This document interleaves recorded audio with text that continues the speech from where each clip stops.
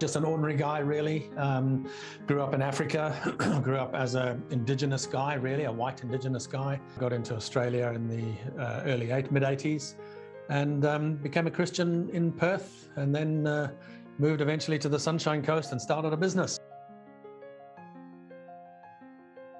It was at that time, it was really, you know, the time when we had gone broke and were driving down. I was sort of, you know, talking to the Lord all the way down. It's a long drive when the car keeps boiling and you keep stopping. So I was talking to the Lord a lot on that trip down, you know, why, Lord?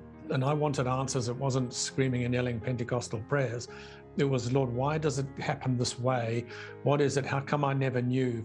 Why did it take me 2 years to figure out what you're saying, especially when you designed us in your image so that we could communicate? Okay, so Paladin Corporation was originally started. It was Paladin Australia for about a year, and it was started solely to fund our church. That was its only purpose. Church was in dire financial distress, and 3 of us got together with a view to actually funding the church. So we did that, and we did it through property development and so on.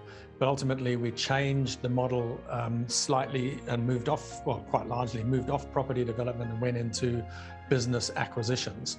And the reason we did that was because the Lord showed us that he wanted more from us than just funding the local church. The local church was the first port of call because we needed a strong spiritual covering. The church needed money. We wanted the spiritual covering, just a beautiful symbiotic relationship. So we did that, achieved that. And then the Lord showed us what our real assignment was, what our obligation was, why he created us on earth. And it was to grow a big corporation, to have influence. Once I was prospering as a finance broker and the Lord showed me he wanted more, my wife was up in arms and was saying, don't take the risk. You know, why would you shut down doing that and go and do crazy things when, you know, this can be such a good business? And, you know, my wife was working with me by then. We'd gotten too big for one person, so employing, had PAs and things. She was very against it, but I knew the Lord was talking, and I had learned to listen by then. I said, Lord, all right, I'll do it. Don't stand me down. And at that time, he wanted me to teach the other Kingdom entrepreneurs what we had done, how to fund our church and why. So Kingdom Investors, which is now called Kingdom Initiatives, is a marketplace ministry, that was born.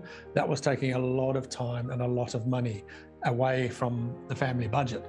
And so I had the hassle of trying to work with my bride on that. It's about $2.2 billion. When I had that 3-month lead time, the Lord was showing me stuff in business that I had to go and help poor people, and yet I was one of them.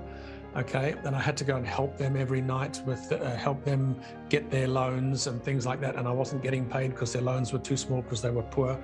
But the Lord was teaching me all of that, and I needed to listen and learn. So I did spend a lot of time, Lord, so why? What does that mean?